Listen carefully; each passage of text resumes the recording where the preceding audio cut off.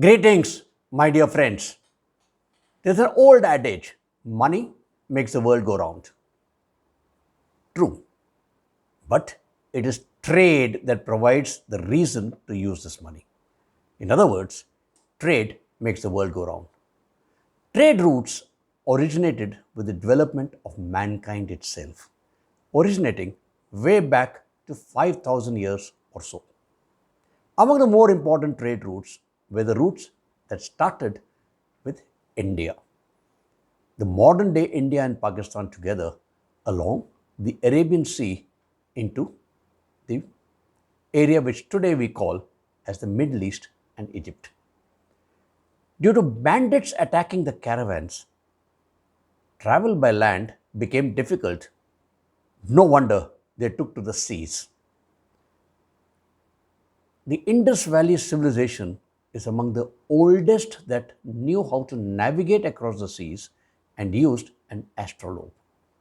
They are believed to have traveled across the Arabian Seas all the way up to South Africa.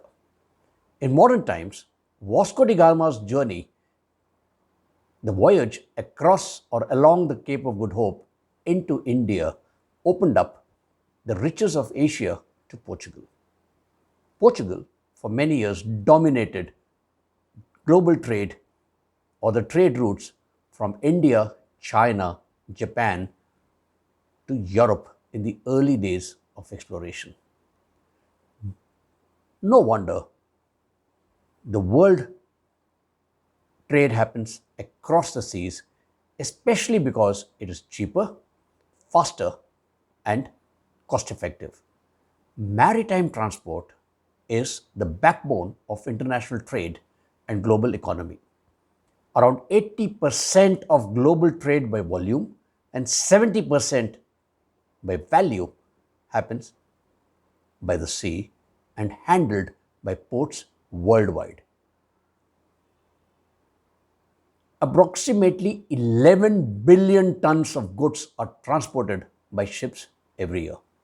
This represents an impressive 1.5 tons per person based on the current global population.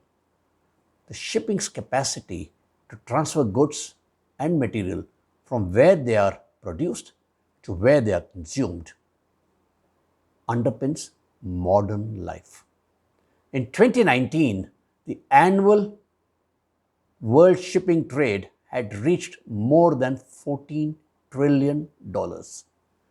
Every year, the shipping industry transports 2 billion tons of crude oil, 1 billion tons of iron ore, and 350 million tons of grain, besides all other things.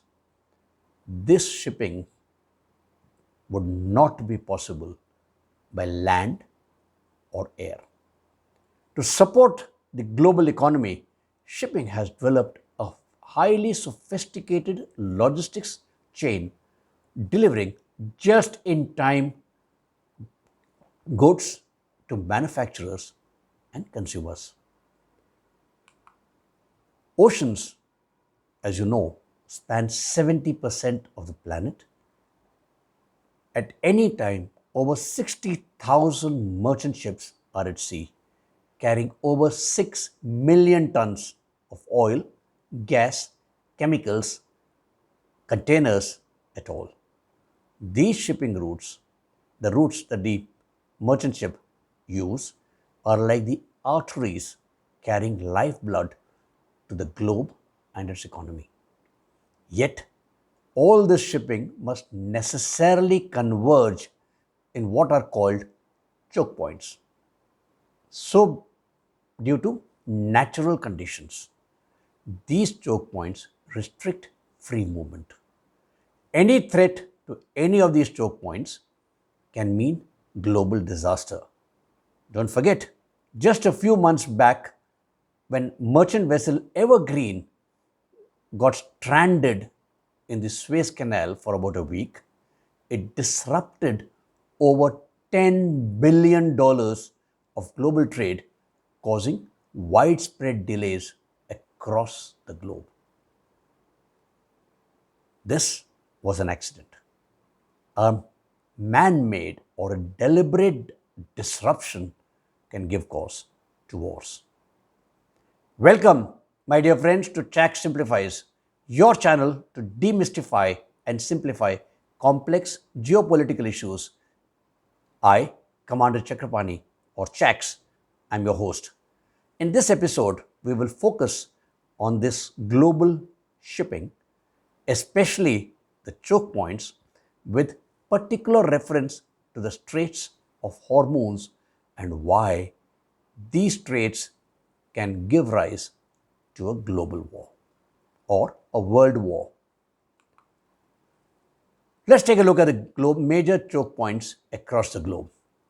In no particular order, there is the Suez Canal, which connects the Indian Ocean to the Mediterranean. We then have the Straits of Gibraltar, which connects the Mediterranean to the Atlantic.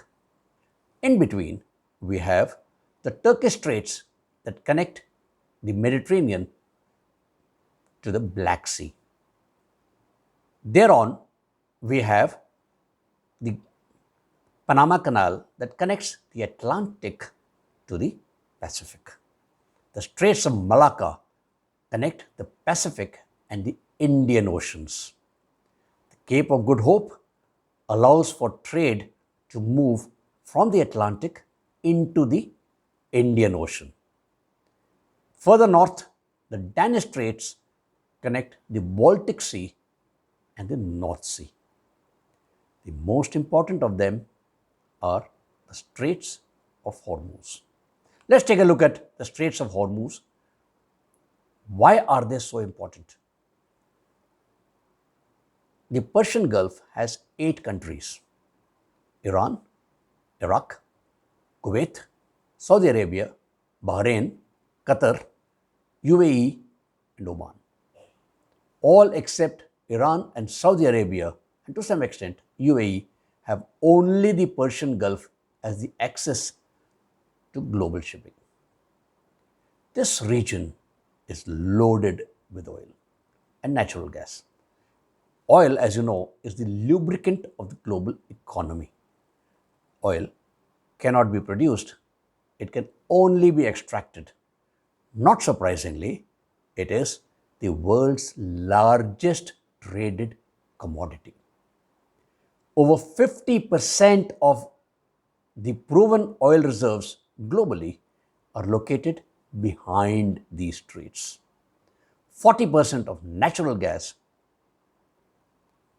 just one oil field, Wahar, in Saudi Arabia, produces as much as 6% of global oil. No wonder 15% of the global energy passes through these straits. No other choke point is anywhere close to the Straits of Hormuz, you can imagine. These straits are 90 nautical miles or 167 kilometers in length, 21 nautical miles or 39 kilometers in width. They are bounded by the UAE and Oman on the west and Iran on the east. Numerous shallow patches, shallow waters, and 8 islands make navigation very difficult. Incidentally, 7 of these islands are controlled by Iraq. There is a traffic separation scheme in place which allows 2 nautical miles width passage for incoming and outgoing traffic with a 2 nautical mile buffer zone. Don't forget, large oil tankers and gas tankers have limited maneuverability to maneuver, and they necessarily must transit these straits in steady course.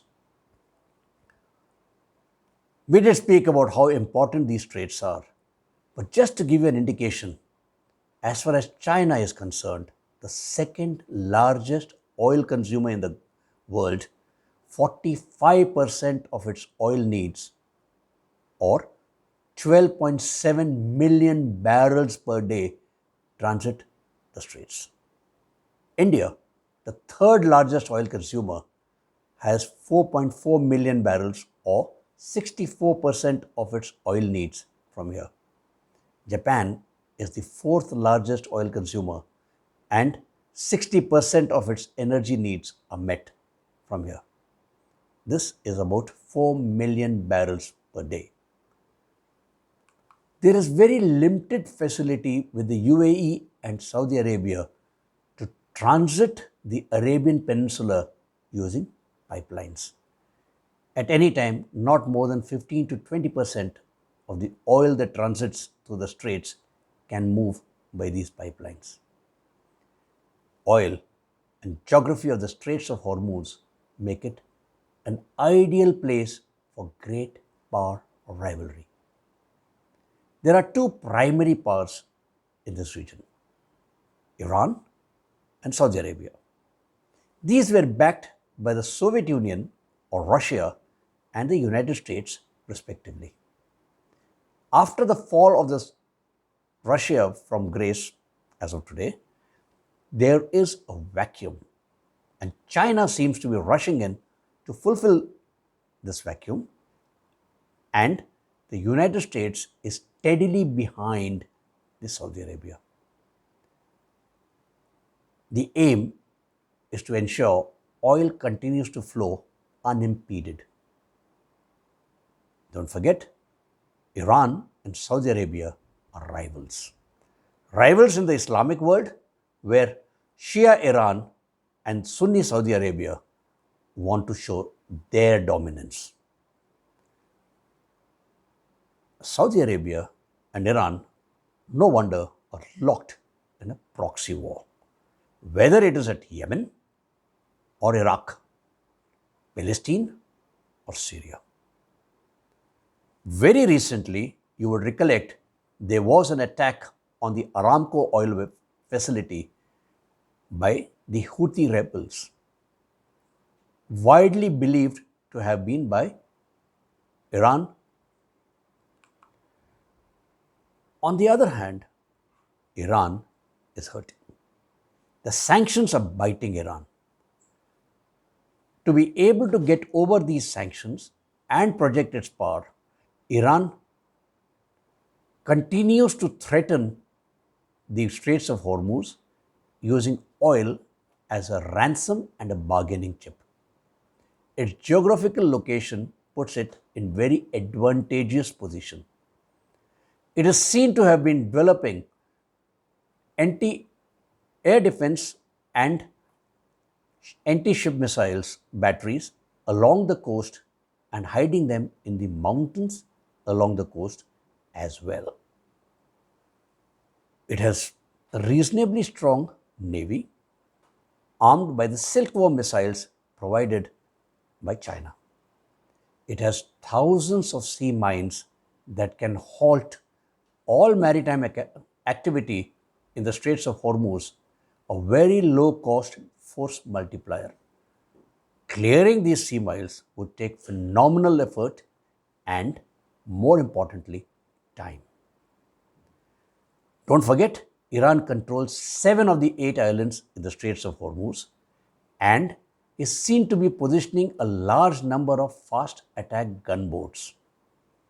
These gunboats use swarm tactics to be able to harass shipping, both merchantmen and fleet ships of United States as well as other navies. This really happened just 4 times in the last 1 year itself. 16th of April 2020, 27th April 21, 2nd of June 21, and as recently as October 2021. In the year 2019, the United States wanted to reduce its commitment in the Gulf and in a way started nudging Israel and the Arab states to develop peace. These were called the Abrahamic Accords. It withdrew from the Iranian nuclear deal, reimposed sanctions, and to cap it all, assassinated Soleimani. Iran retaliated by strikes on the US bases in Iraq. The US and Iran came the closest to an all out war at this time.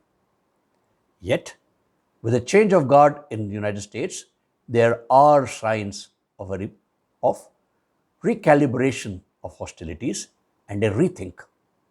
Iran has come back to discussions on the nuclear deal.